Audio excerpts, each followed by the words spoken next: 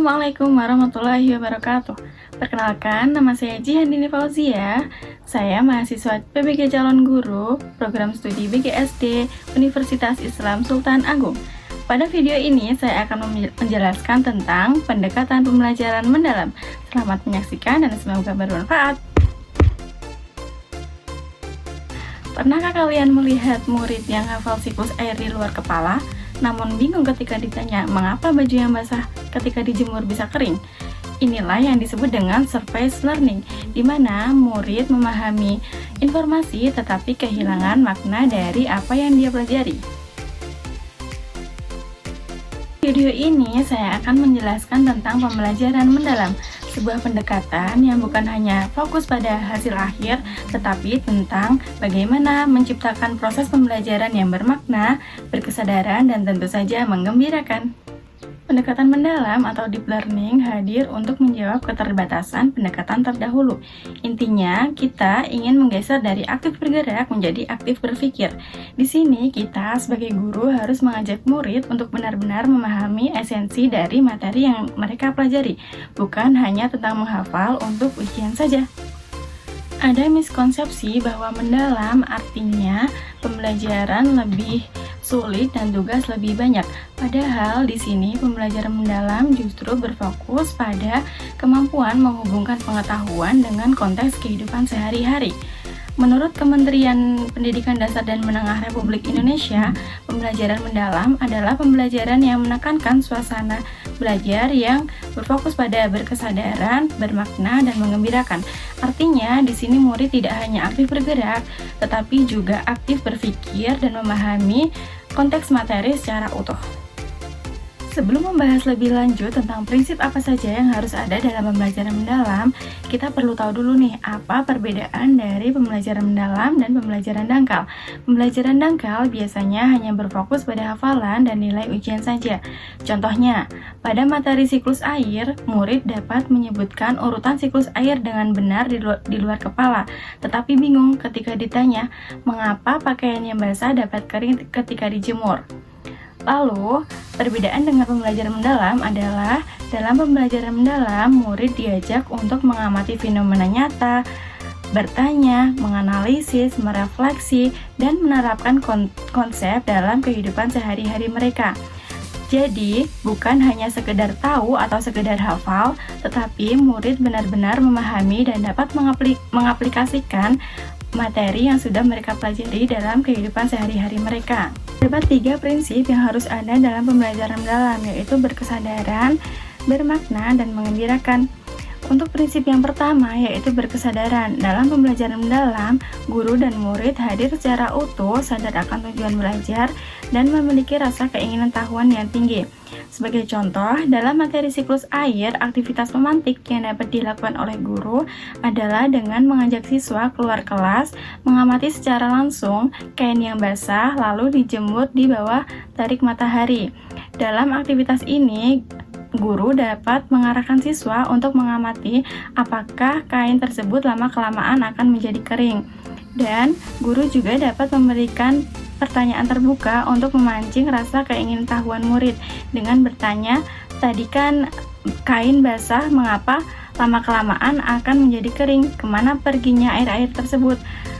Aktivitas tersebut memastikan murid sadar akan proses belajar dari fenomena yang mereka amati dan menemukan fenomena penguapan atau infiltrasi, bukan sekedar menghafal istilah dari buku teks saja, namun juga dapat memahami secara utuh apa yang dimaksud dengan penguapan atau infiltrasi. Prinsip yang kedua adalah prinsip bermakna. Dalam pembelajaran mendalam, pembelajaran harus kontekstual. Prinsip ini memastikan materi dikaitkan dengan konteks nyata dalam kehidupan murid dan juga pemecahan masalah agar materi relevan dengan fenomena yang terjadi dalam kehidupan sehari-hari murid. Contohnya, dalam materi siklus air, guru dapat menghadirkan studi kasus tentang kekeringan yang terjadi di lingkungan sekitar saat musim kemarau atau masalah banjir akibat kurangnya resapan air. Dalam pembelajaran ini, murid diajak berdiskusi tentang cara menjaga siklus air agar tetap stabil di lingkungan sekolah. Misalnya dengan merancang model sederhana lubang biopori atau sistem penampungan air hujan untuk menyiram tanaman di sekolah. Tujuannya agar murid memahami bahwa siklus air bukan hanya gambar yang ada di buku, tetapi proses vital yang jika terganggu akan berdampak langsung pada ketersediaan air bersih di lingkungan rumah maupun di lingkungan sekolah. Untuk prinsip yang ketiga adalah prinsip menggembirakan. Dalam pembelajaran mendalam, kita sebagai guru harus menciptakan ruang belajar yang aman, di mana siswa tidak takut salah dan merasa tertantang untuk berinovasi.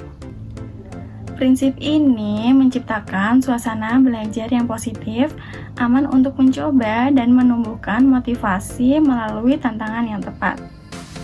Sebagai contoh lagi, dalam materi siklus air, guru dapat mengajak murid untuk berdiskusi dalam kelompok membuat siklus air dalam toples atau diorama kreatif menggunakan bahan daur ulang.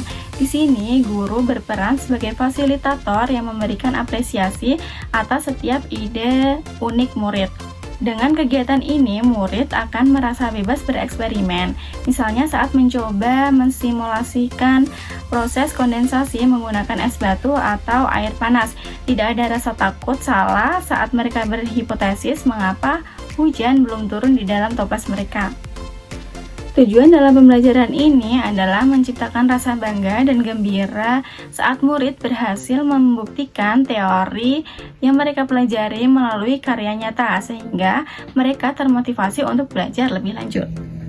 Terdapat 3 pengalaman belajar dalam pembelajaran mendalam, yaitu memahami, mengaplikasi, dan merefleksi. Yang pertama, memahami, yaitu murid membangun pemahaman dengan mengaitkan konsep dengan pengalaman nyata.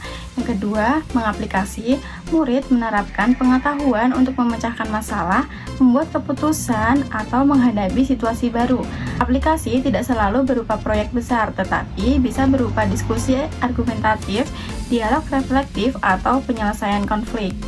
Yang ketiga, merefleksi, yaitu murid meninjau kembali proses belajar, apa yang sudah dipahami, apa yang masih sulit, atau apa yang perlu diperbaiki. Refleksi bisa dilakukan melalui jurnal, diskusi, atau umpan balik teman sebaya. Yang penting, ketiga tahap ini bukan langkah kaku yang harus selalu berurutan, tetapi proses alami berpikir dalam kelas. Melalui pendekatan mendalam ini, kita ingin mencetak lulusan yang utuh, baik mulai dari religius, kritis dalam bernalar, kreatif dalam menciptakan solusi, hingga mampu berkolaborasi dan berkomunikasi dengan baik. Mereka tidak hanya cerdas secara kognitif, tetapi juga sehat secara fisik dan mental. Artinya, pembelajaran tidak hanya mengembangkan aspek kognitif, tetapi juga mencetak karakter dan keterampilan hidup murid. Menjadi pendidik di era ini berarti berhenti sekedar mengajarkan materi dan mulai memfasilitasi proses berpikir. Mari kita terapkan pembelajaran mendalam untuk masa depan murid yang lebih bermakna, karena pada akhirnya tujuan pembelajaran bukan hanya agar murid tahu, tetapi agar murid dapat memahami, berpikir kritis, dan dapat menerapkan pengetahuan dalam kehidupan nyata. Saya Jihan, mari kita buat setiap detik di kelas menjadi pengalaman belajar yang tak terlupakan.